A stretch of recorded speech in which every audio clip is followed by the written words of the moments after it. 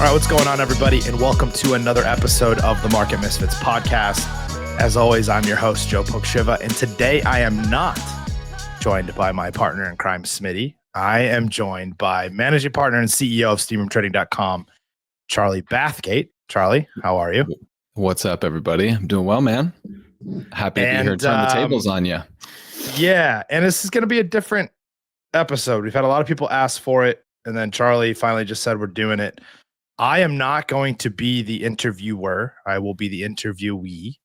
We are going to do a part of my origin story on how I got to be part of all of this fun shit and how I got into trading and all of that. So with that being said, I'm going to shut up because I'm going to do a lot of talking. Yeah. I will kick it over to you, Mr. Charlie. It's Charlie Rose time, baby. Let's go. I'm psyched to do this. I'm psyched to kind of dig into more of your story for a lot of people in the community and the fans of the podcast. We get requests about it a lot because you are now in the public face of what we do so much more. It's been just a chart up and to the right since you officially joined the team around October of last year. And what you say has a lot of weight now, in the rooms, for some really big traders and newer traders in our community. People really listen to you. And so I think there's been a lot of sort of like, who is this guy that we're listening to? What's his deal? And we did Lucci's origin story and Jay and Ranch. And so we figured it's time, to talk to you. So not going to go full, not date of birth origin story. But as I was thinking about this, contextualizing like, okay, what's a good place for us to start? I flashed back to 2017, New York City, right? At that point, we were still like, in terms of the scope of our operations, we were coming out of our so to contextualize that, so I was like 27, 28 at the time, right? When we had moved to New York, Lucci, Peter, and I, who were the three sort of founding partners, everything we did, I was 24. So we're like 3 or 4 years into our journey there. And we had been doing everything under the sun in the world of finance and trading. And at that point, we were like, okay, we've gotten a lot of experience, but a lot of this is not work. This is really hard, right? And we bit off so much more than I think we can chew. And I remember being in the offices and we were doing a little bit of consulting to a brokerage at the time. And in walks Joe. And he's young, swagger. He's got a lot of self-belief. You can tell, folks. He was like, yeah. Self-belief was nothing that I did not. That was definitely something I had in my fucking 20s. I'll tell you that. Yeah. So you, and clearly really smart and capable and everything, and still young. So yeah, tell us what was going on for you then. Yeah. Contextualize it, like maybe just rapidly, professionally, what you had done right up to that point, and then how you started for brokerage. Yeah. Yeah. So, I mean, just to kind of go through college, I was in high school stuff. Like I was always a really good student, but I had to be honest with you, because I played sports. I thought it was really stupid to put into work on things I didn't like. It's just how it was. So spoken like a true trader. They're like, oh, let's do honors math. Let's do honors this. I'm like, fuck off. I don't want to, why do extra work for something that's not going to do anything? Like I wasn't trying to get into a big school or anything like that. I really didn't even know if college was for me, but back in the 2010, right? Everyone's like, you got to go to college. So, to get through that piece real quick, went to school, hated it, dropped out, and then, but I had, to your point, I had a lot of self-belief, but I did a lot of different stuff. I grew up working on cars. So I was wrenching on cars, got really into personal training, started doing that. I was a competitive power lifter for a while, which I did pretty good at, but, and destroyed my body at the time. But that taught me a lot of discipline more than anything, I would say, was the powerlifting side of things. And then eventually I realized that being a mechanic is really bad on your body, doesn't pay very well. Personal training is the same thing unless you could kind of work your way up into a point where, you're doing celebrities and stuff. And I was just like, yeah, I'm never going to be able to get it up to that point. So I was like, I got to find a real job. So I'm probably in my early 20s at this point, and got my first real job selling payroll at a company called ADP, which is where we get all of our jobs data from, which is funny. And I was good at it because I could talk to a wall, right? That's what my mom always says. She's like, you got the gift to gab. I'm like, yeah. And it's helped me get somewhere because it was really difficult for me without a degree during that time, like the early 2010s to like, anybody wanted to hire my ass. Everyone's just like, you didn't go to college. And that was like a time where you had to go. Now it's a little bit different. Yeah. So obviously I worked there for a little bit, and then I don't know how or why they hired me. I'll be honest with you. But when I got the job at eOption, right? And that's where we kind of met. So I got hired into the brokerage firm eOption. This is before Robinhood. So this is 2017, I think. Yeah. This is back when brokerage fees were nuts, right? So you had paying $6 to open a trade plus 50 cents a leg, or whatever it was. Commissions on equities are still, it was gnarly. Needle. Yeah. Right. And I didn't realize that was a thing. Like this, I've never been into the stock market at this point. I didn't know anything about it. Like I had followed it because of like investment stuff, and I always been fascinated by it because my uncle, when I was younger, made a comment to me when I was in middle school. And I still remember this. It was funny. He's like, if you're ever going to get really good at something, get good in the stock market. You can write your own ticket. And that stuck with me my whole life, as weird as it is to say. Yeah. I never really did anything with it up until that point. And these older gentlemen that were really nice, Jim, and I forget even my boss's name. I just remember the HR guy because I wasn't there very long. But they're like, yeah, let's give this kid a shot. And I basically became their marketing guy, to do the brokerage side. And again, eOption was the lowest commission fee provider that there was at the time. So before Robinhood came, eOption's like, all right, our way to get into this options market is lowest fees possible, lowest commissions Straight possible. Discount brokerage. Yeah. Discount brokerage. And when I had joined up, lo and behold, they have a consulting company they're working with, and it's Charlie Bathgate and Peter, but Peter obviously doesn't do much anymore. But Peter's important because Peter, there's more to that story. But yes, started at the option side, and oh boy, I had to learn options trading think about this. This is your second real job. You don't know really much anything about the markets. And they go, hey, we're going to have you go market to traders. And you don't know what options are. You don't know what anything is. And I'm like, fuck it. I can learn it. It's all good. Like that was you remember my attitude. I was full of piss and vinegar, and was like, sure, you tell me what you need me to do and I'll do it. So I was one of the lucky few at the time that got to take a crash course in options trading from St. Lucci at that time.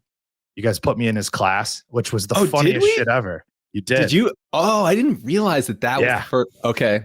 That was my first experience with options. Like, again, before I had gotten the job and I was interviewing, like I did study up on what is a put, what's a call, that type of shit, but I didn't know what the fuck I was doing.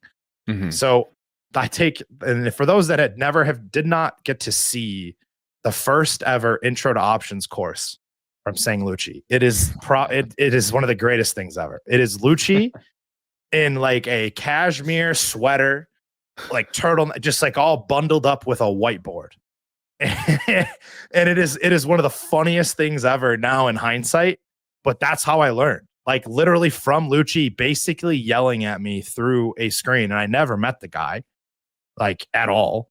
God, that's the just irony yelling now is hilarious. Well, I mean, we'll of course get to your relationship with Lucci now and everything you're doing as you were there. But like, I will never forget Lucci filming that course in a WeWork in Midtown Manhattan with the camera in this thing. He had to do it later at night because it was too loud in the WeWork otherwise. And it was not exactly the highest production value, but it was like solid educational.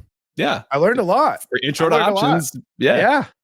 I learned a lot. And that was at a time where there wasn't a ton of content around trading. It wasn't as glorified as it is now. It wasn't as much out there without paying a bunch of money. And I was fortunate enough where Charlie's like, well, fuck, if I have to work with you, you better go learn this shit. So here, go do it now. And I took that crash course in like a couple of days. And then I was able to at least speak to you guys about it and like learn some of the business side. And then I got flown out to New York to actually meet you and Pete. Mm-hmm.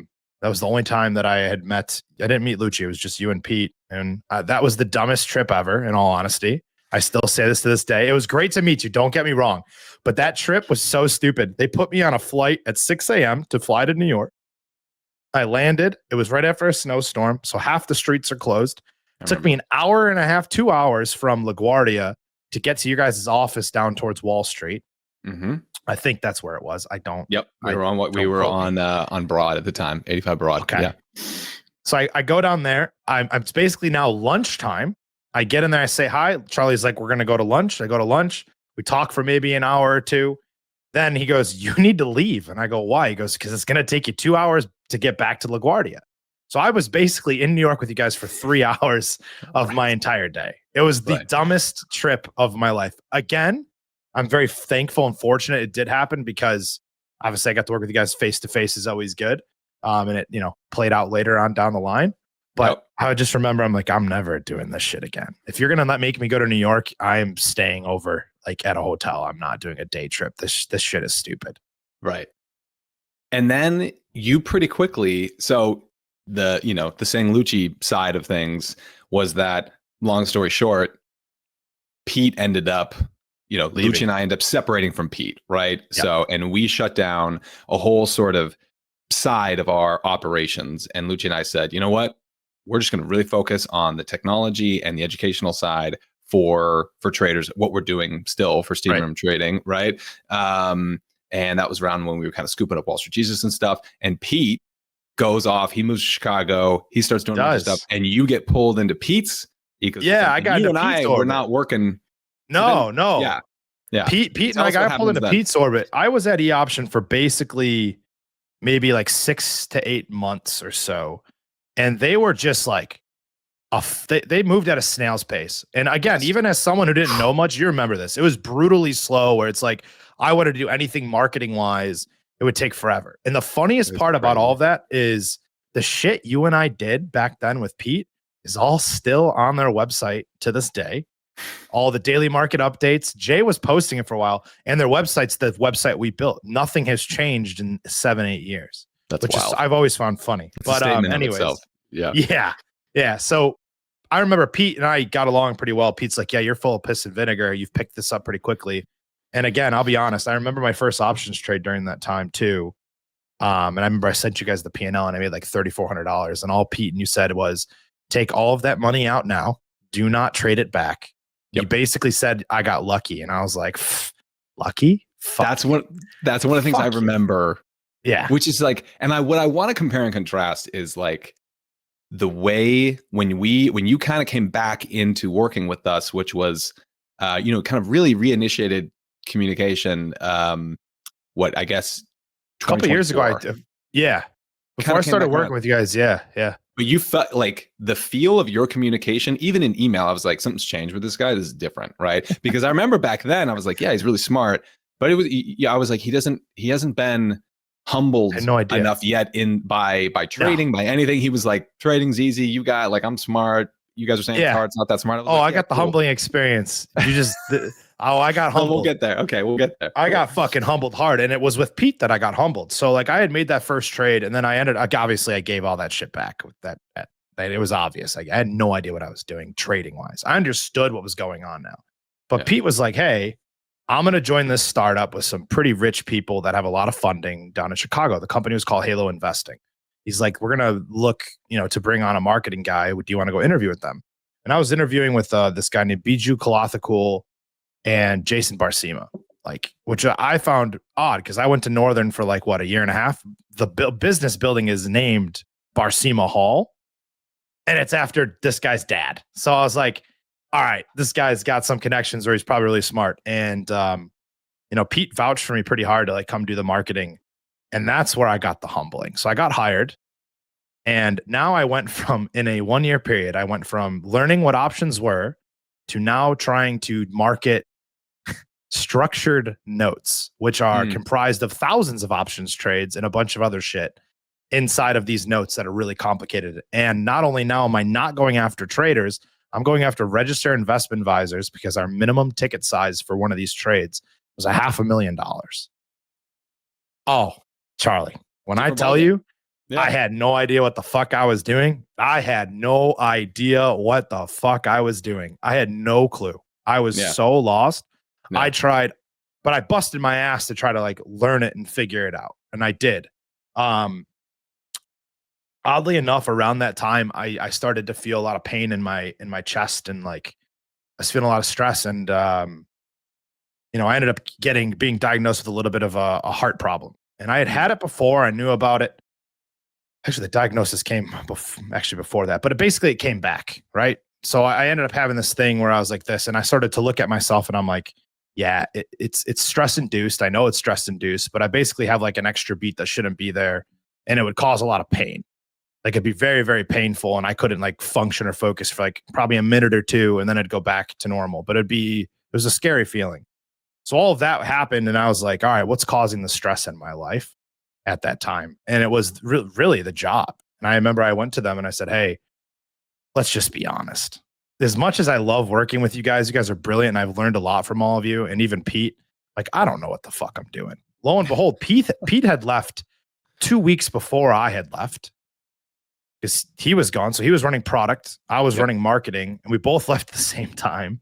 That company now is worth over $1 billion, by the way, which is good for them. They built themselves into a powerhouse in Chicago with the structured note platform.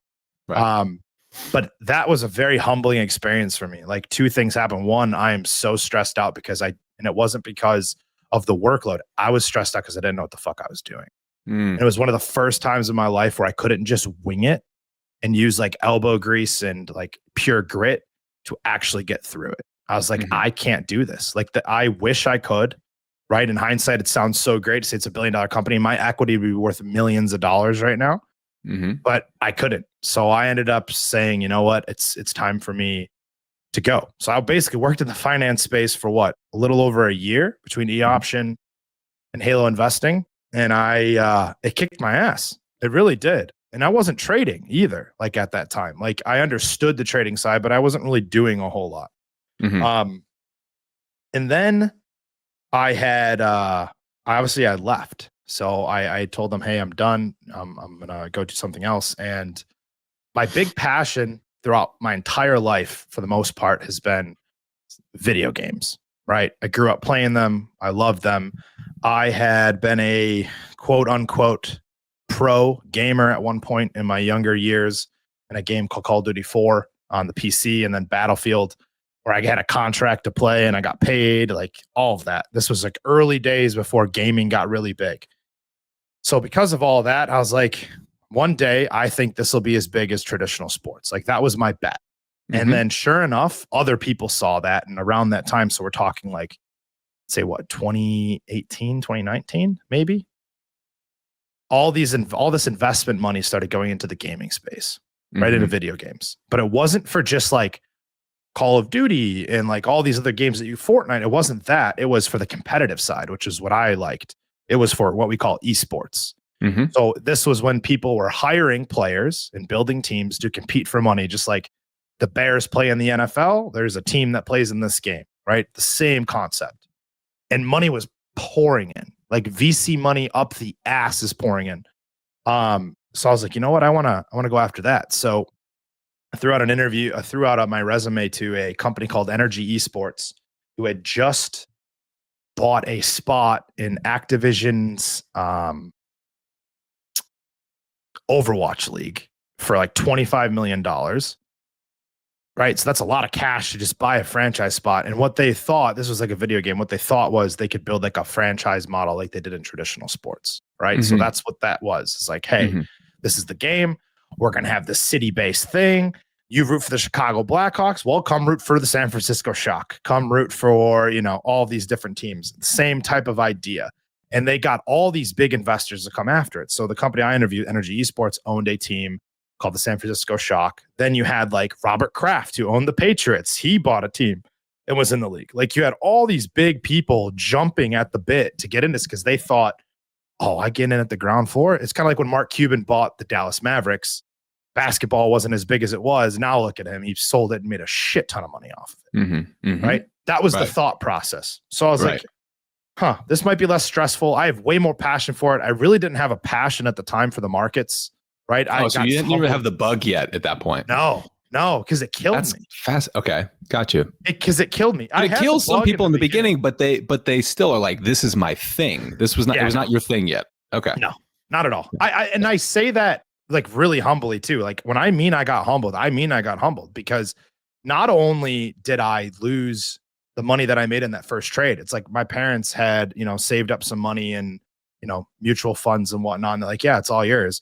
So I had swapped that into like an IRA and got options on it, blew the whole thing, gone. Oh, right? In the first like tough first year, right? And this is the money that they put away. They have, and I don't even know if they know this. Like if my dad and mom are probably going to listen to this, is probably the first time they heard that initial cash they had. Sorry, mom and dad. I blew the whole thing like really quickly. Yeah. So, that was the thing. I was like, maybe this isn't for me, right? That maybe this is not my thing, because I got my ass kicked on the eOption side. I got my ass kicked on, the Halo investing side. And now I've gotten my ass kicked at the trading thing. But I always still found it fascinating. It didn't like go away. It's just like, I don't know enough about it to sink my teeth into this. The gaming side's got the cash. Let me go sink my teeth into something like that. I've always been a person that liked the startup space, right? That's always been my thing. So I get hired at this company called Energy Esports, which was owned by a guy named Andy Miller, who at the time was a minority owner of the Sacramento Kings basketball team in the NBA. His claim to fame was he sold his company to Steve Jobs and Apple for like $400 million before Steve Jobs had, passed years before. And then he worked for Steve Jobs as like a VP for, probably 4 or 5 years. Pretty good. Yeah. Claim to fame. Huge claim to fame. And when I had saw that and I got hired, I go, I'm going to soak this dude up like a sponge. Like I need to find a way to attach myself to this guy's hip as best I can. I don't care if I have a life. I don't care what I just need to soak him up as much as I can, because the knowledge I'm going to get is going to be unbelievable.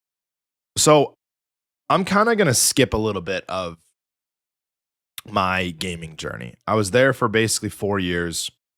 And it is probably the most chaotic time of my life. And there's some incredible stories, but they're not necessarily trading related. So I'm going to try to just hit the key beats, because there are important inflection points that end up shaping my journey. Because this next 3 to 4 years of my life basically leads me to rock bottom. Well, actually, it's more like 4 to 5, but you'll hear as I kind of go through it. So I end up working with, obviously Andy, like I had mentioned. And then at some point pre-COVID, we brought on another guy named Hector Rodriguez, who was kind of like the OG godfather of YouTube gaming content. Like he pretty much is the one that developed the entire strategy and was the one that first monetized all of it. So the key thing to understand now between this dynamic, because this is what ends up starting my, me breaking period. But pre-COVID, everything was kind of fine. Hector comes in, get a Call of Duty League spot. I'm building out like a stadium show, right? So now I have to learn how to get 3,000 to 4,000 people into an arena and how to set up, all these different pieces, deal with the unions in Chicago, deal with, how lighting is going to work, how the stream is going to work, dealing with, the different vendors, sponsorship, ticket sales. Like it was nuts, right? It was very chaotic. And then COVID hits. Yeah. Right. So everything gets canceled. Everything. And then this was kind of a blessing for the gaming industry, just like it was for the trading industry. Right. Because nobody could leave their houses. So what did people do all day? Right. They played video games. Like that's probably the best thing you could have been doing if you were going to be doing either gambling, trading, or playing video games, was playing video games, right? Yeah. Because Jesus, did some people develop horrible patterns of behavior in terms of sports betting, and everybody had their stimulus checks, remember, and people were just like, I got cash to burn. And right.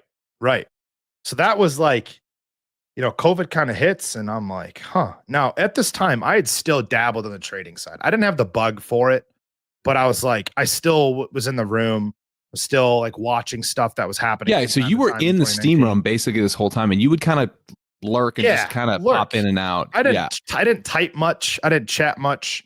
And then if I remember right, and I don't remember the timing of this, I think it was around this time too, this 2019, 2020 time. But I had emailed you and said, hey, you got any discounts for the master course? I remember that. I'm like, hey, can I get in there? And lo and behold, Charlie, being the nice guy that he was, Charlie said, yeah, I got you. I'll hook you up. Here's the master course. Let me God, I'm such a nice guy. Yeah, hooked me up with it like old times. And the fucked up part was I don't think I had talked to Charlie for probably 2 years at that point. And I come begging for a handout. Come back. You were begging for a handout. You were. I was like, I mean, every trader asks for a discount. Every like traders are always looking for some sort of edge or arb, and you were like, yeah, what can you do for me? I was like, all right, yeah, I know you. Yeah, like sure. Yeah. So that's when I was like, okay, I have the time to study. So during the COVID, this is even before COVID. Before COVID, I took the master course. Like I took it throughout probably 2019 when I was doing all this other stuff. So we're in 2020 now, right? And I'm getting the bug again to trade. Like everybody, what else am I supposed to do all day? There's only so much I can do from a marketing standpoint now because in ops side, there's no tournaments that are going to be played. Events, right? No live events, so I don't have to plan my stadium show anymore. Right? Nobody's traveling anywhere, so I don't have to worry about people traveling to places and booking anything. All there is live streams of video game content, which doesn't require much work from me at all. They just do it on their own. We clip the shit, we post it. It's pretty simple. So I'm like, okay, well, might as well get back into the trading side of things. And then I realized when I kind of got big and I'd already taken the master course, I'm like, whoa, shit's popping. Like the room was popping back then. And I was just a lurker. I never really typed anything. And I was like, man, everybody had the same idea probably as me, where what else do I have to do? I can open an account. And I think at this point, Robinhood had already come out and, had done the whole, lower the fees thing. I could be wrong, so don't quote me on it. But no, yeah, Robinhood was around at that point for sure. Yeah. Yeah. So now everybody can trade. Like it's just a retail boom. And you could probably speak more of that than anything, but I would have ventured to say that the gaming side and the trading side were pretty much the same. Everyone was either trading or playing fucking video games. Yeah. That was, I think of the biggest beneficiaries of it was like that and like Peloton, right? Like, yeah. Peloton. Stocks, like everyone, and like Zoom, everyone remembers like Zoom and Peloton, like it's just 500%, growth and, and those tickers. And yeah, we saw just it was this really weird experience being a business owner in trading space and seeing, our revenue go up by 3x basically within a month without us doing anything. And all the while, a lot of people who we knew are like, they lost their job, a lot of people were really struggling, people who are working in healthcare and tough times. Obviously, we all lived through it. Don't need to relive it. But for us, it was like, this is actually incredibly good for our business. And everybody wanted to trade. And it was this huge mix of complete noobs. I mean, you saw the newest, like the most naive of the naive coming in who had no idea what they were doing.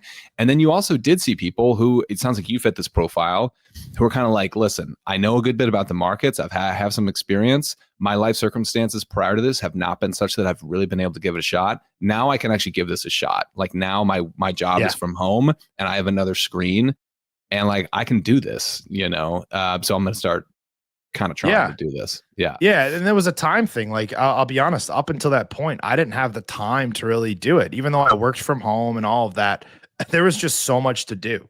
So yeah, to kind of answer your original question, I feel like I did fit in that cohort of like, yeah, I can finally give this a shot, but it wasn't like on that level, I guess, where I'm like, yeah, no, I'm only going to do this. Like I wasn't there yet. Like that comes later.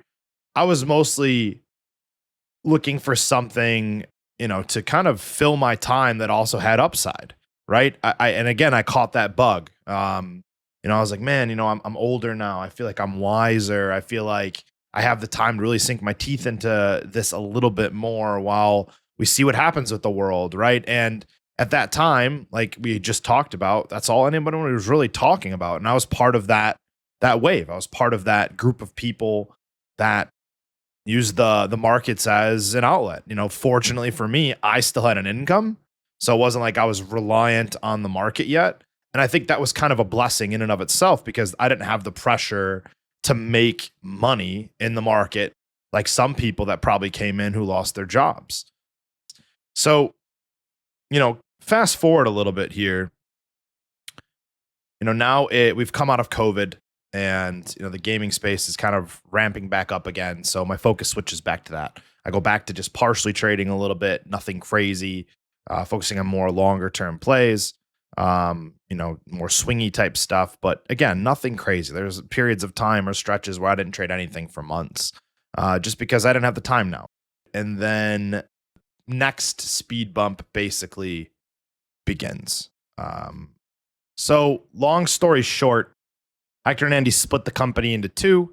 Hector gives me a call, offers me the COO role of his side of the company, with the caveat being that that particular side of the company is not going to have any money, and we have to go raise $25 million, and it's going to be on me to build out all the financials and the pitch deck and all of that, while he goes and actually pitches it and does the selling.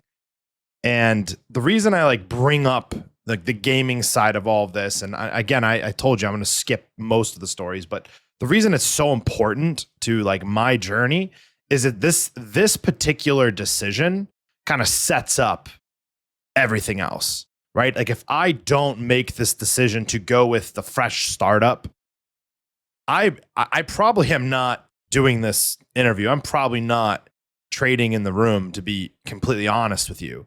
The reason being is this leap of faith ends up failing.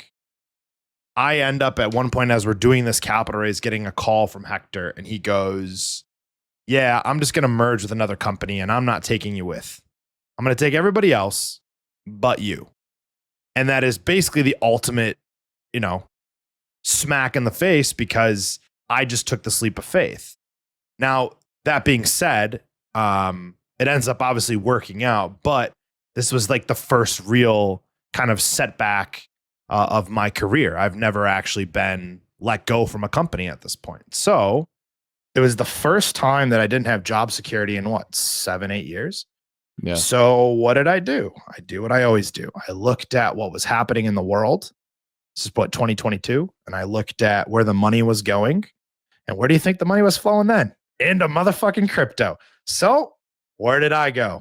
I went to crypto. Why? Because that's where the VC money was. My entire goal at that point was be in a startup that could be worth something. And that's how I'm going to make my money. Right. I became very hungry on the money side of things, of I want to be able to do what I want to do. I want to be able to take time off when I want to take time off. I want to work my ass off now so I can do what I want to do later in life and give my kids something, right? That was the entire goal once I started working at the gaming company all the way through now. So I go to crypto, right? I go to crypto. My home life is still not great with me and the lady. And they're throwing money at me. It was absolutely disgusting. I was drowning in offers to do whatever I wanted. It didn't even matter. Was peak, not crypto in terms of valuation of these coins or whatever, but peak businesses raising crazy money to do with no business plan, in crypto. Yeah. Oh, you're about to hear a story on that. So the first place that I kind of started was kind of at this funny enough, they were called Misfits, which is hilarious. Everything's called Misfits, but they basically was this guy and this other dude, and I think he came from money, really nice guy.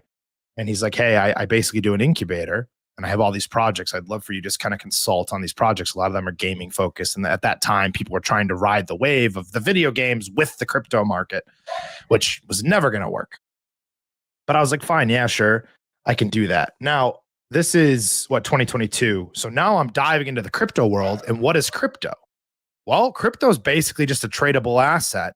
So I start getting deep into tokenomics, how you launch a token, all of that stuff. And all that did was fuel my want to trade.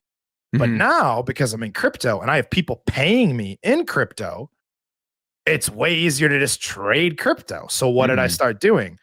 I started trading perps on Bitcoin. I started trading leverage on stuff. I started trading all these meme coins, fucking all of them. You name it, I probably traded it. I staked shit. In probably places I don't even remember where it is. I went balls deep into this crypto world. And it was easy because all I had to do was consult on certain projects. I got paid. I'd use that money to trade. And that's basically what my life was for the most part, for the better part of 6 to 8 months of that initial run. Right. So I let this crypto time in my career run as long as I could.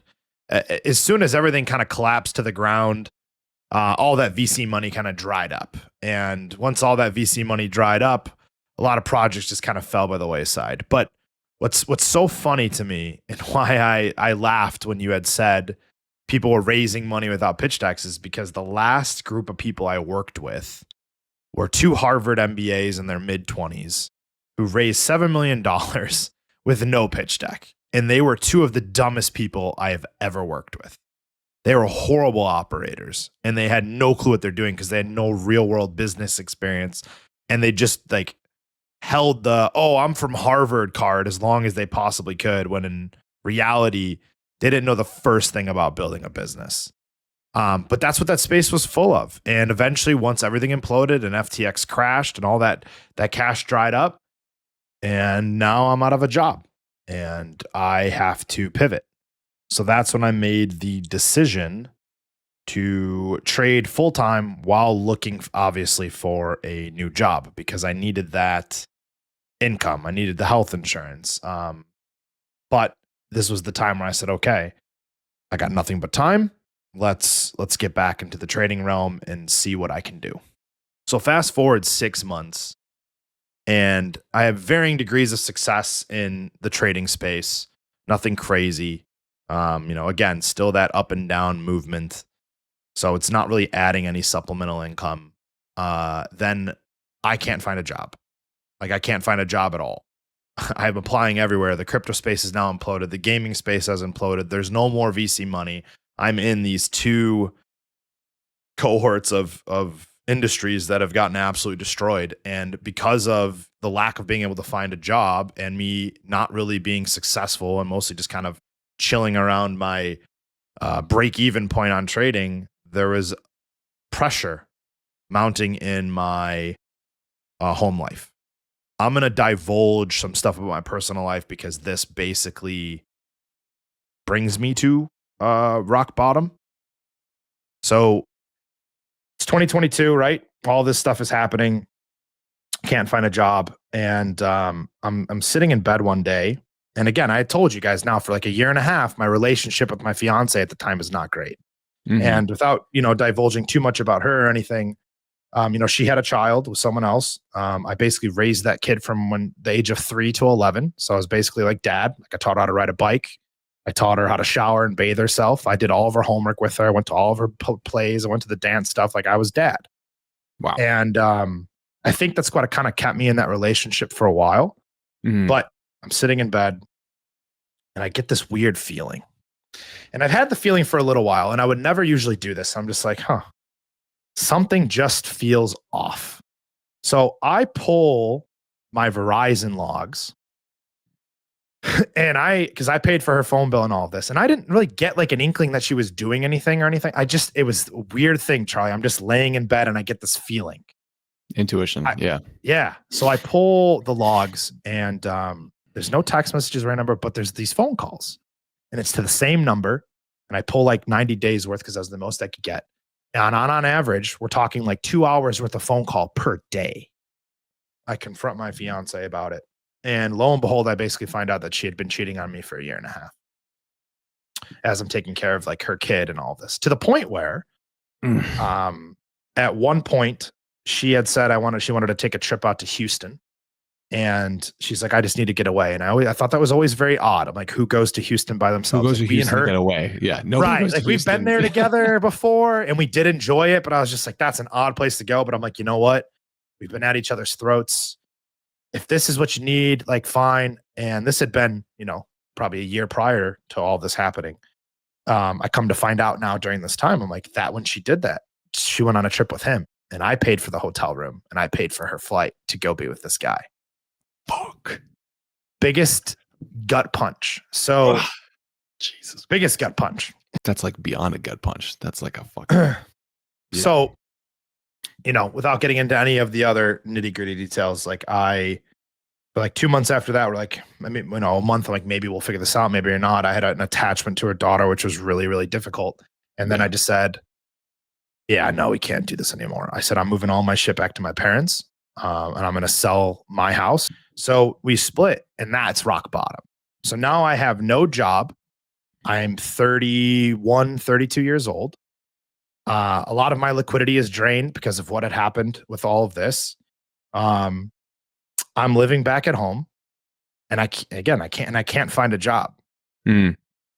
I was like, I don't, and I find out my fiance, who I've been with for 7 or 8 years, has been cheating on me for like a year and a half. You're just like, what the fuck is going on? I have never been lower in my life. It was the worst, one of the worst times ever. And I was like, even genuine, like, I don't know if I don't know. Like, what can I do from here? Yeah. And it, oddly enough, what you get put in these fight or flight modes, you're the psychology guy. That's kind of what had happened. I was sitting there and I'm like, I could either feel really sorry for myself, and everybody's just like, so sorry, what do you need? Let's go hang out. Let's go do this. Let's go to the bar. Let's get drunk. And like, sure, I did do some of that. I did take my mind off it by going to the bar and, drinking more than I probably should. And I was like, man, is this really what I want to do though? Right? I've done this now for a month and all of this. Do I really want to just start drinking and become a drunk and all this shit? Like, because hit rock bottom? Or am I going to pull myself up and be like, you know what? Fucking just watch me. Watch what you just fucked up. Right. And again, at the time I was wildly successful. Yeah. But I was just like, I kind of got in the mode, even though that had nothing to do with her or anything anymore. I was just like, I almost want to be like, fuck you, watch me, even though you're never going to know. Like, because I'm never going to tell you, I'm never going to post about anything like that. Like, that's not who I am. Never going to flaunt anything.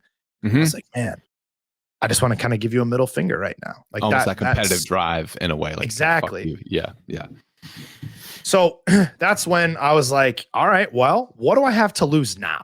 I'm at home, right? All I have was bills or cars and, student loan debt from me not finishing and, shit like that. So I had, taken TTP, and which was, precision options now from Ranch's course. Yeah. Yeah. Which was incredible. Probably the most valuable. And I mean this, I don't say that because I work here now, but probably the most valuable thing I had ever taken. And it came at the right time because. Wait, why was that so valuable to you then?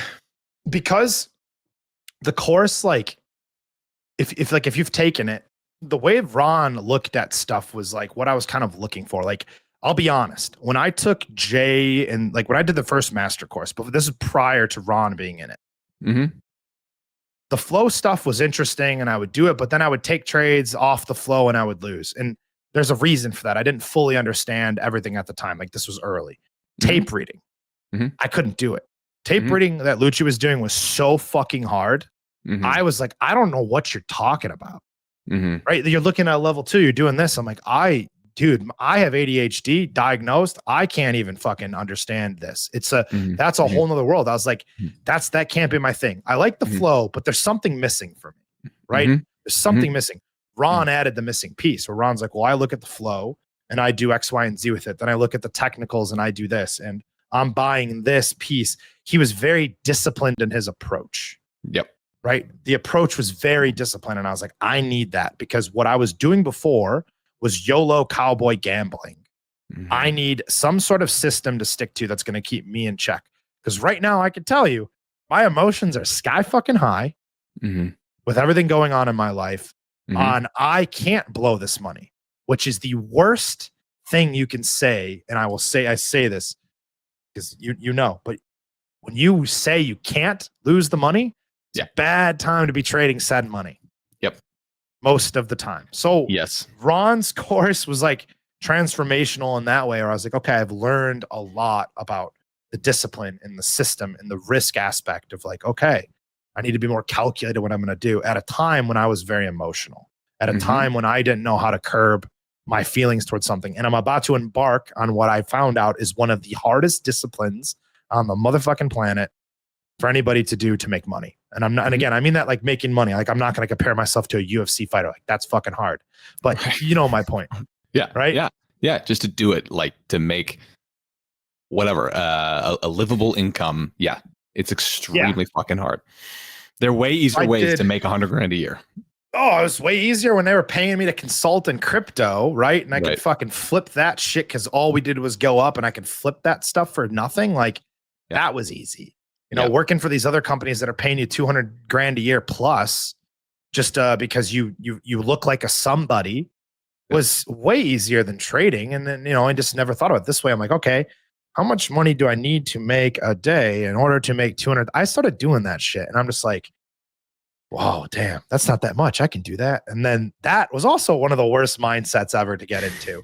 Right. So I did every bad thing possible. I got lucky on my first trade. Yeah, and I'm good. Yep. They think about this. Everything that could have happened in the trading space basically kind of happened to me on the bad side. My first trade was a fat winner. I thought I was king shit. Got humbled very, very quickly off of that. I come in now to trading and I've been doing good on some of the stuff that I've been doing during COVID.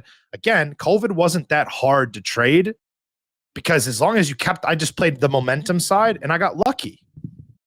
If you bought at the bottom or any of those times on the way up, it wasn't hard. You just bought Zoom, it went up. You bought Peloton, it went like it wasn't difficult to trade at all. Yep. I had friends of mine who were now asking me during that COVID time. They're like, "Oh, you're getting into options. Like, I want to do this. I've been watching Davey Day Trader and he does it all the time, like Portnoy." And I'm like, "Oh fuck, I remember that. This is what we're getting to." But then they're making money.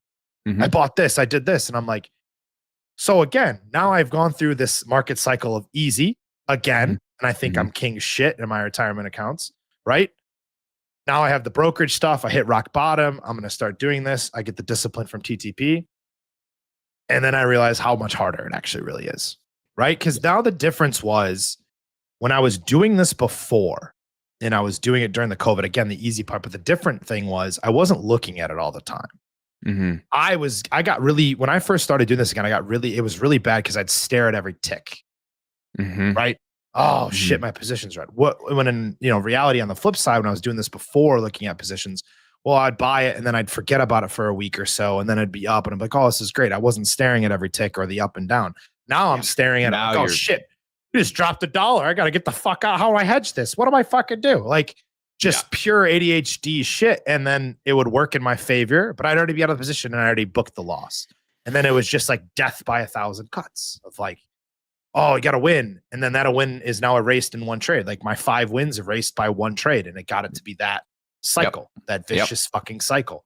But I learned a lot, right? When I started doing all this and but I didn't know what I was going to be good at either. And at that time, though, I could dedicate myself to the markets. And this is the odd part of what I've learned since all of this is like the market itself. If you really want to get good at this, you pretty much have to kind of dedicate yourself to it. It sounds weird. Maybe there's people that could do this where they're like, yeah, I learned a little bit and then I did some stuff and then I just been slowly doing it. I didn't really learn shit until I stared at my screens and every candle for an entire year.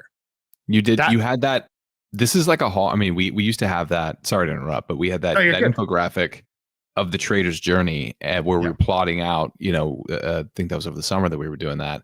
And there is this stage that I would say, I mean, okay, at this point, I've seen thousands of traders go through their development process, right? I would say 80% of traders need some sort of really intensive period, usually like between 6 months and 2 years, where they are like, fully immersed in it.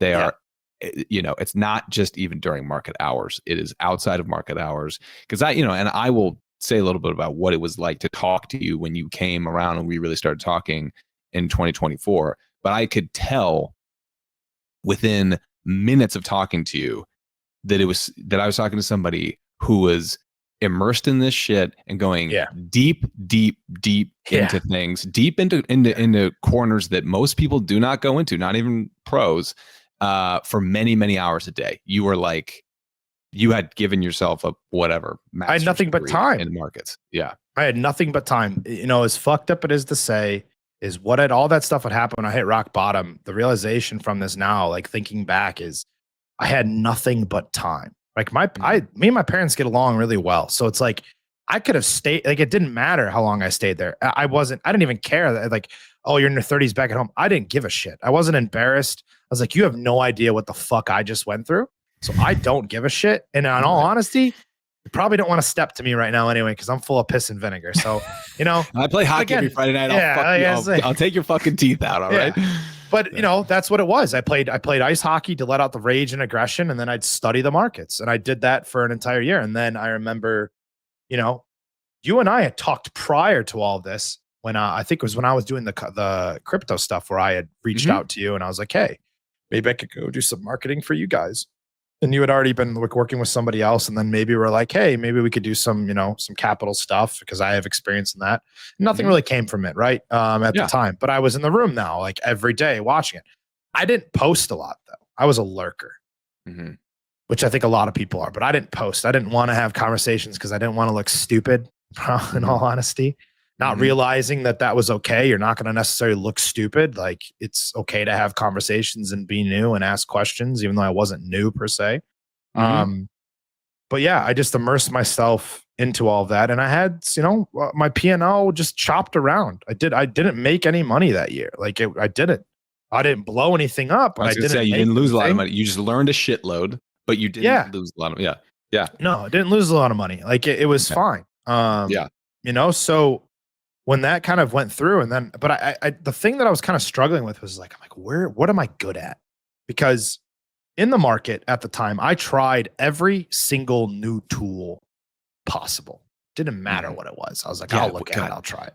When we started talking, I mean, everything I referenced, which I'm not, you were just like, I know them. I tried them. Like it was like you had just decided I'm going to build a database of the value propositions of every single product in the option space. And it was wild. It was Charlie.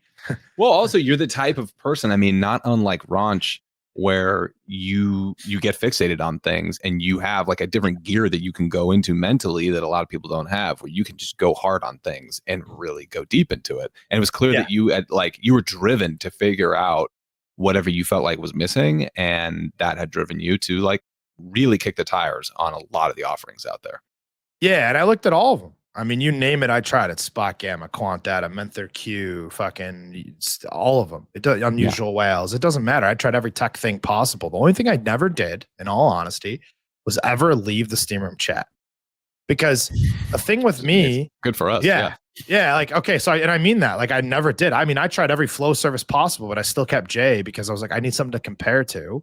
Right. So I tried Shutterflow, Black Box Stocks. You fucking name it. I tried it. What I realized with Flow was it was so difficult for me to filter this shit, and you're only as good as your filters. Well, I don't want to filter this. I got enough things to worry about. I'm going to let Jay do it. Plus, in all honesty, Jay posts so much research. And that's like, for a guy like me, that I liked that I was like, even if I didn't do anything else, there's enough value just in what he posts on a day-to-day basis, research-wise. Yep. So I know, and then the way that he like speaks about all of it. So I'm just like, it's all good. Like, this is where I kind of needed to be.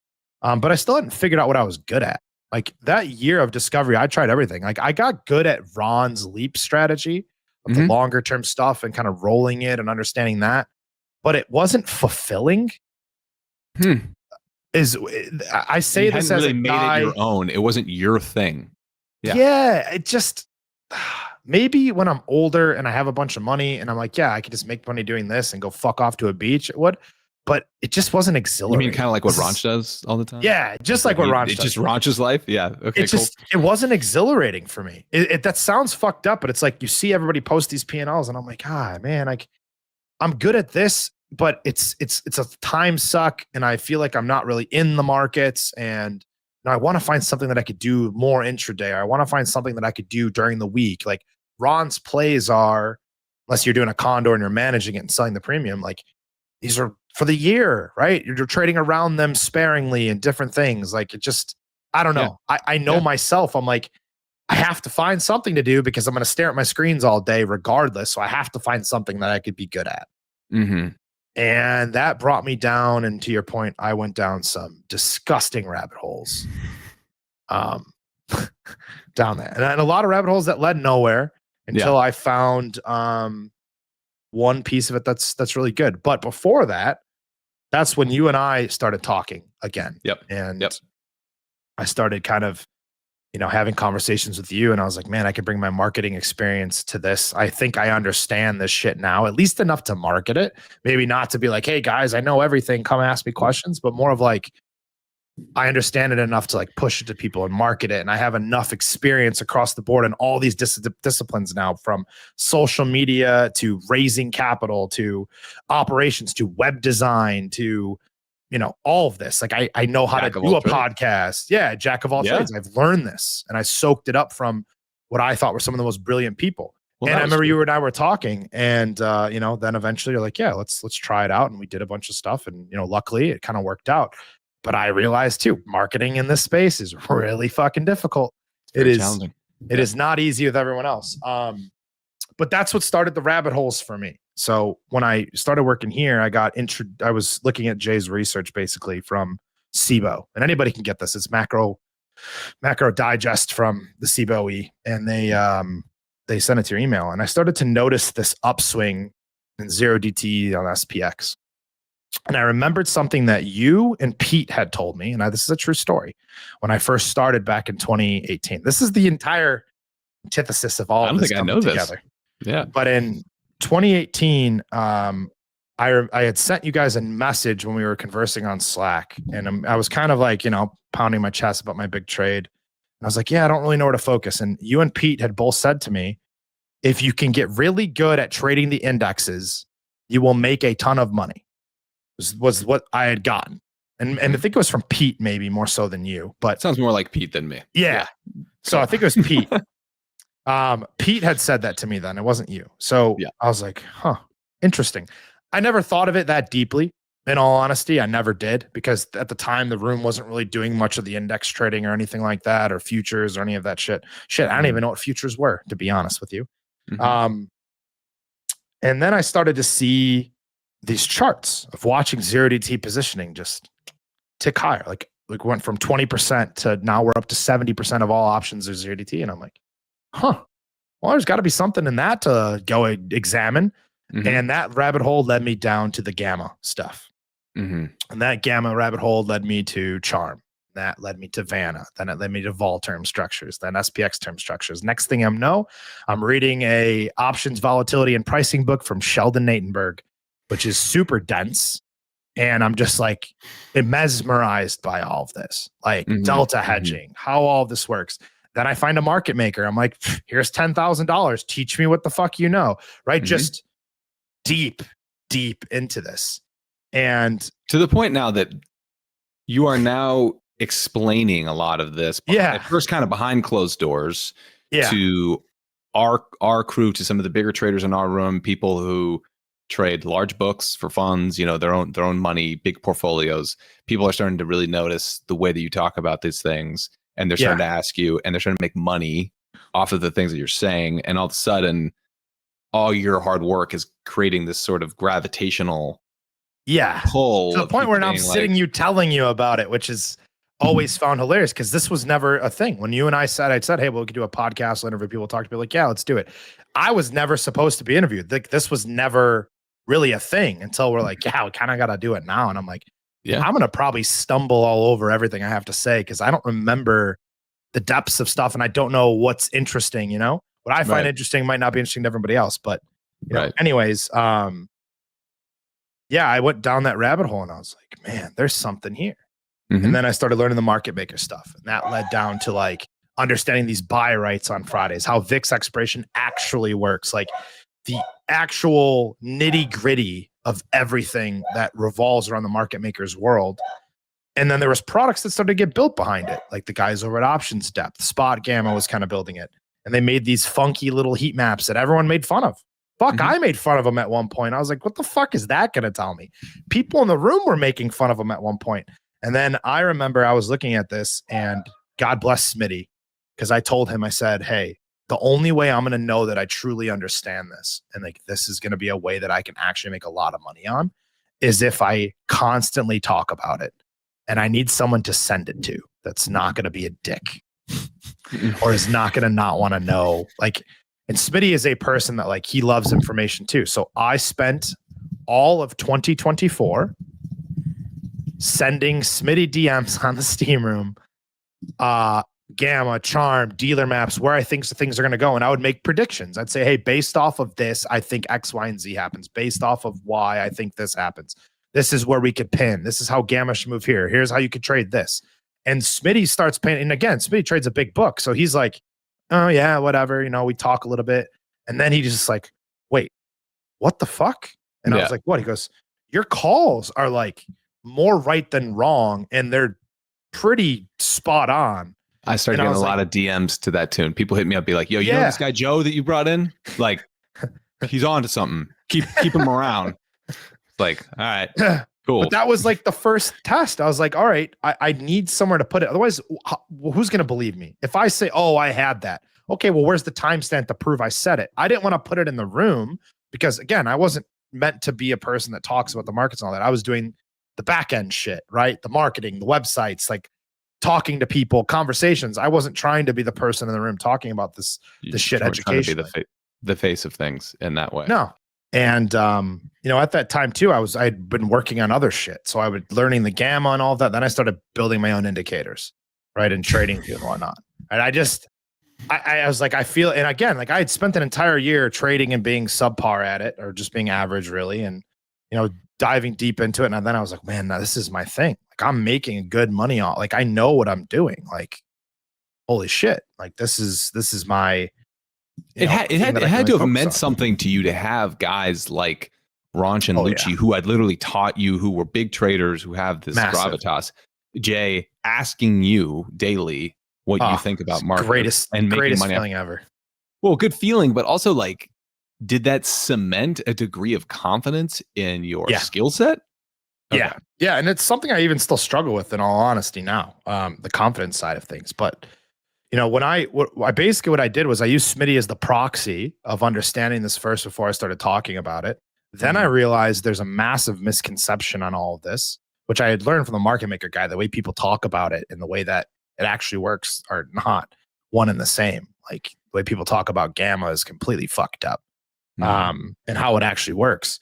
And then, as I was building my own indicators and stuff, that's when I started going to Ron and I said, hey, Ron, and you know how Ron is. Ron's very skeptical. He's very skeptical. Ron and I get along well, but he's very skeptical. And I said, have been working on some of this shit and I can show you what I've been doing. I want to get your opinion on it if you're interested. And I started getting the gamma shit. Now, I'll be honest. I thought Ron was going to say, this is just too much. I don't fucking care. Yeah. But he was the next natural step for me to talk to about some of this. And to Ron's credit, Ron's like, okay, let's show me, like make some calls. Basically, he just kind of put me on the spot, said, make some calls. Right.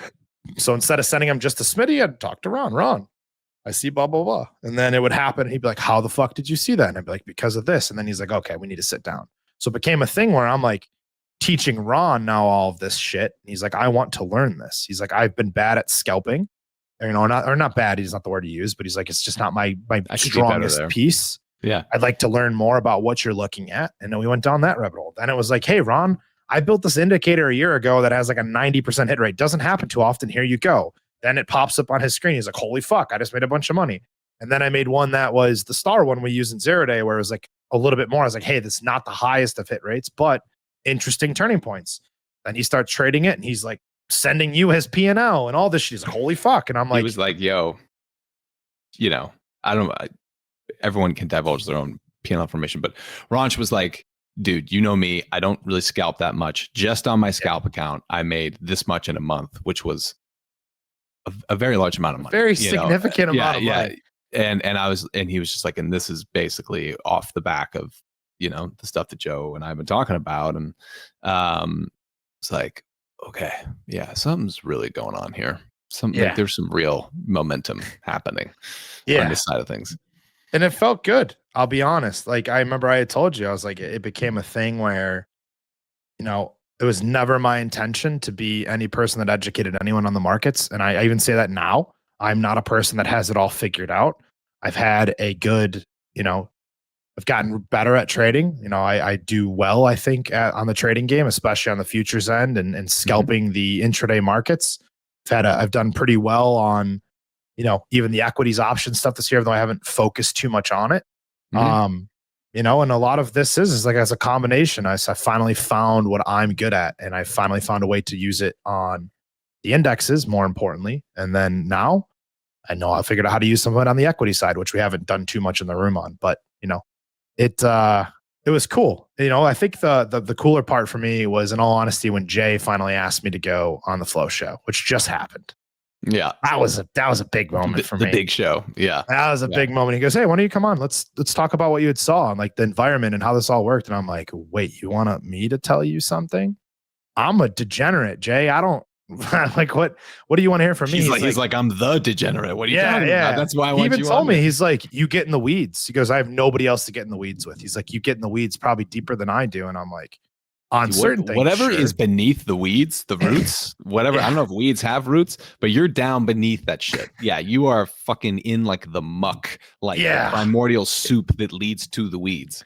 Yeah, and it's one thing to understand it. It's another thing to execute off what you understand. Yeah. And that was the part that became more difficult, I think. It'd be like, okay, I know what should happen. Like when I was messaging Smitty all of these things, I was like, this is what could happen. I didn't know how to trade it though. Like, so I had to learn that now. It's like, okay, well, what's the best risk to reward? So then I would fuck around and I'd start it with sim stuff like, I'm going to do a fly to do this. I'm going to do a spread to do this. I'm going to sell this. I'm going to buy this. Let's see how this goes. And the next thing you know, I took a sim account of 50 grand up to 200,000 in a month. And it's like, holy fuck, like I can do this. Now I got to put real cash behind it because that's when the real test comes into play. So I did. And I had really good results, not just on the future side with the scalping and all of those trades, but also using what I learned on Gamma and taking that and utilizing it alongside what Ranchero does. And that's where it's been like the biggest unlock, in honesty, with my trading is the ability to be like, okay, I can do the intraday scalping and get that fix of needing to be doing something every day, while also taking higher conviction trades and being very patient on the options and equity side, right? I think for me, that is probably the biggest unlock from all of this. And I really want to reiterate something to everyone too, is I am a big believer in always staying humble. So while like all this sounds great and you guys can hear my emotion of how cool it was to like see things play off and have guys like Smitty and Ranchero and Jay and Lucci, who I have so much respect for, like want to learn things from me, it's exciting. Like it was really cool to have that experience and continue to have that experience.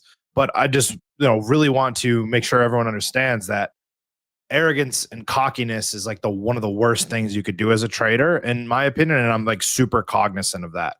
So, I don't think I have all of this figured out.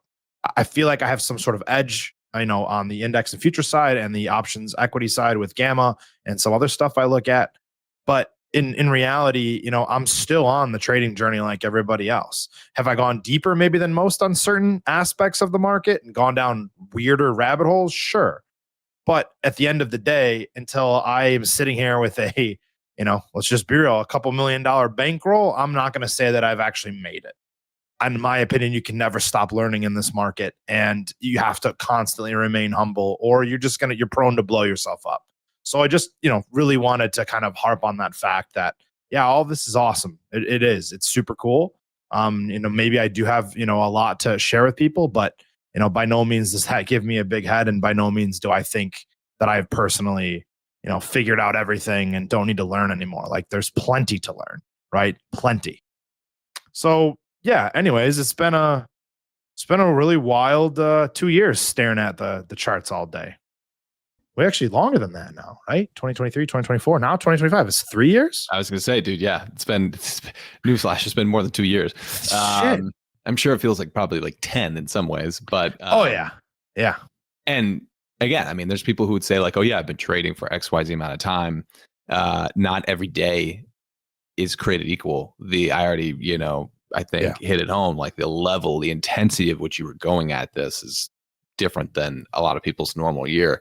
I mean, I'm kind of curious, like in layman's terms, to the degree possible, like why do you feel like Gamma was the missing piece for you, the connection? Like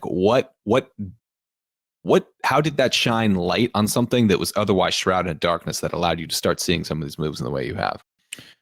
Yeah, I think once I understood how Gamma worked, and to be honest, like a small little piece here for people, like Gamma is the rate of change in delta, right? And dealers have to hedge their delta. And if I know where there's higher gamma levels, I know where they, in theory, have to hedge their book. So I know if we push into a big level, that it's going to be difficult for price to go above it because there's going to be so much pressure from a dealer. Or if you're in a negative environment, the flip side, like this has the potential to be an accelerant. And kind of what I was, alluding to, and I looked at like all that different stuff of the 0DTs, I was like, that has to have some type of market impact. If we're all moving into these, and I already understood like the second order Greeks of Delta, like I knew what they were. I didn't know the depth of them. But I was like, that has to increase something. And then when I went down that rabbit hole, I'm like, holy shit, this has the potential to like be the most important piece of the index market. Like if the more and more people put onto this shit, the more and more it becomes important because gamma is its highest at the money, closest to expiration. Well, what's the closest thing you can get to expiration? A 0 DTE. So for me, when I started looking at all of it, I'm like, man, it's like, I feel, when you go to a casino, right? And everyone's like, oh, the house has an edge of this, or this is the easiest game. I was like, one thing I always tried to figure out, I was like, how do I be the house? How do I trade with the house? How do I find a way to take advantage of what the house knows? Or how do I find a way to take an advantage of the algos? Like, how can I trade with them or know that they've overextended or something like that? That's all that came down to. I mean, that's Lucci's philosophy. That's Jay's. That's the uniting philosophy behind everything. Every method that we have in the company, it's what is smart money doing? How are they pushing markets? How can I like ride that wave? Right. I'm not going to like try and go toe to toe with them.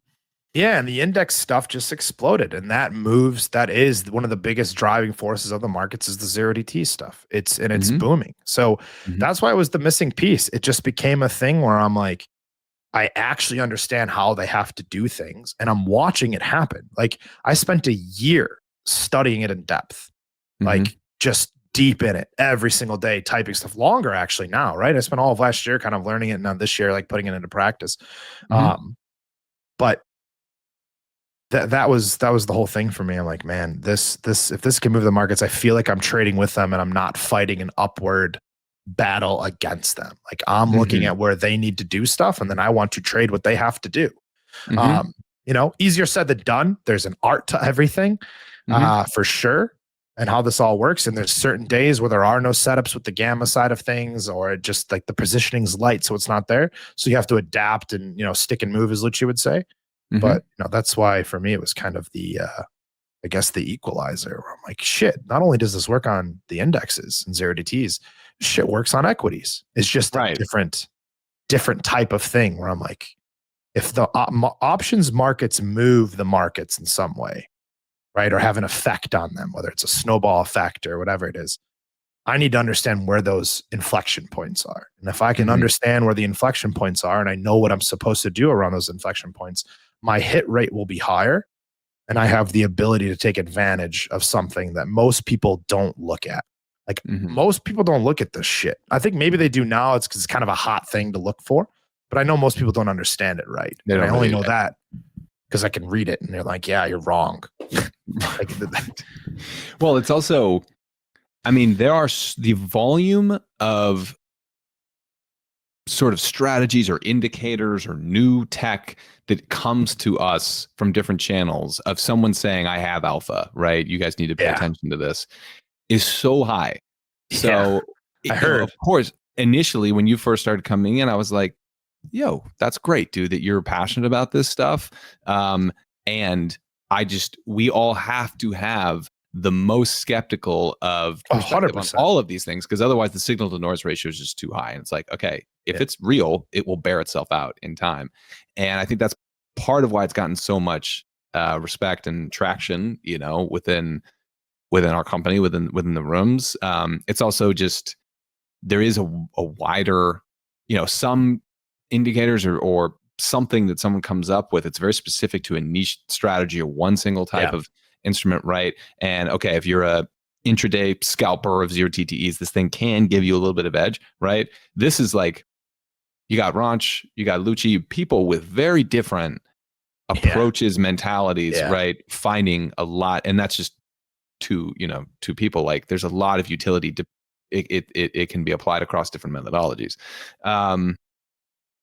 So I think that's part of why I have convinced you to do a little bit of education, right? Yeah. To anybody who's made it this far into the podcast, you get to hear about it. But for everyone who buys a course, through November, December of this year, any of one of the courses that we're running, for our usual, sort of annual special this time of year, whether it's the master course, precision options, flow trader, tape reading, training psychology, whatever it is, you're going to get this extra bonus like module with Joe going into Gamma, right? And you don't have to pay anything else extra for it. It's free. You just have to be one of the buyers of the course and of another course. And we're excited, or I'm excited to see it. I mean, Joe, I have to say, like, the ratio of like cockiness to humility and how that is inversely correlated to your skill sets is kind of hilarious to see, because I was telling Joe 9 months ago, like, dude, I've seen a lot of people come through this space and these doors. I know at this point, I've been in the game for long enough. I know people who can teach things, right? And like, you can teach this stuff. And Joe was like, no, dude, no. Yeah, like, I don't I just don't. I got to go deeper. There's so much more I can learn, right? I was like, Joe, you know too much. That's like a neurosurgeon being like, I couldn't possibly teach neuroscience 101 in college. It's like, dude, you know too much, right? Like, trust me. Yeah. You know enough. But we wore him down, and he's going to do it. So it's going to be a great opportunity, I think, for anybody who wants to go into this world and leverage the amount of work and obsessive, interest that Joe has in this stuff to learn about it and go deep in it, and hopefully, add it into their trading. Yeah. It'll be worthwhile for anybody who does. I mean, just remember, I paid $10,000 to get some of this knowledge, and I'm going to dish out some of it. That's just for one of it. That's for a piece of it. So I'm going to dish out, for a $500 course, or if you take the master course like I did, it is worth every penny. And I think this will be a nice unlock, for those that want to at least start getting a primer on Gamma and how it moves, because it's become so relevant, and it works on both sides. It works on the side of index and futures traders who are scalpers or intraday stuff, and it works all the way down to people that trade options on equities. So, it's kind of on everything, just a little bit of a different flavor depending on what you do. And I'll as much as I didn't want to do it, I am going to do it because Charlie wants me to do it. And in all honesty, people demand it, dude. We're getting a lot of people asking for it. Yeah. But that's the humility versus cockiness piece for me. It's like, I needed to make sure that I got Ron's stamp of approval, because Ron is like the ultimate skeptic too. And, then Lucci. And I think that was kind of the point that you were breaking up, meaning is like Lucci and Ron are completely opposite traders, and they both use it now. Yeah. Right. So it's, one of those things where I think there's a lot of value, and we'll see how it goes.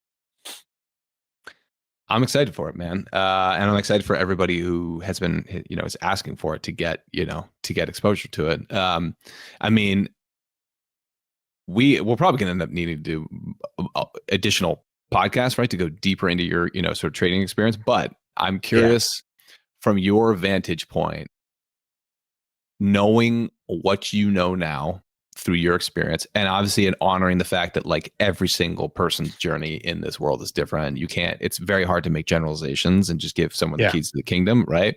But knowing what you know now, let's say you're talking to somebody who is 6 months in, and they're like, I don't have this all figured out right now, but I know I care about this, and I think I can do this, and this is the path for me because the lifestyle works for me, right? What's your advice to them? 1, don't quit your job.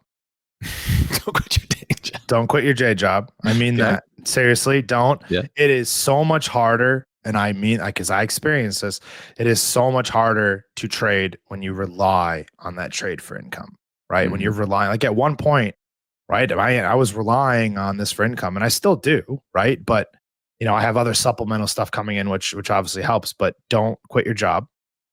Take the time to learn it, find out what you're going to be good at, and stick to that first. I ran into the problem where I was doing leaps, then I'm scalping, then I'm trying to do weekly swings, and my head was all over the place to the point where I'm like, I don't know what I'm actually going to be good at. Some people are not going to be able to scalp the way Lucci and I do in the room.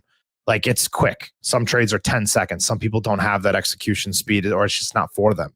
Other people are not, are going to be able to do that and don't like, oh, I have to sit in this for 3 weeks, 4 weeks. I don't want to do that. Right. So figure out what your flavor is. And then more than anything else, really study how much risk you're willing to take. The biggest thing that I kind of did was I looked at myself and I said, I have $10,000 I'm willing to lose. And I had to tell myself that I'm probably going to lose it. So understand what your risk is. If you go in think you're not going to lose money, or you go in scared to lose money, and Kelman has a great line, scared money doesn't make money. He's 100% correct. Can't be fearful. You have to go in and truly, take shots and be okay with losing and understand what it is, but start small. Listen, you're not going to build up your portfolio in a year. You're not going to build it up in 2 years. You might get lucky on some shit, and then it'll come crashing down on the other end. There's guys that are in this game for 10 years that are still struggling with profitability. Everybody's journey is completely different. So be patient and then study. Like, in all honesty, figure out what you're good at.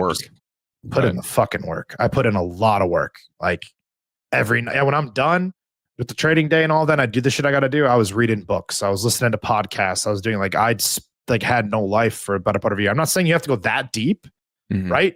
But I had nothing to lose at that point. So, that's why I immersed myself in. So that's how I look at it, for the most part. Got you.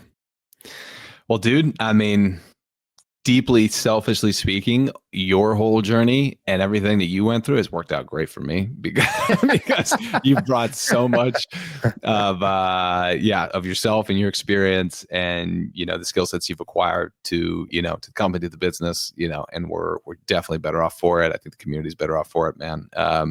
It's been a great first year and a couple months, we got a lot more to go. I'm psyched to put you in the educator's chair and give people a chance to kind of see how that brain really works. I mean, we've barely barely scratched the surface. That'd be interesting. Yeah. So, but yeah, man, thanks for coming on and laying it all out. And I'm sure we'll go deeper into it in subsequent conversations at some point. Yeah. Hopefully you guys enjoyed that. I know that I probably stumbled and rambled at different parts.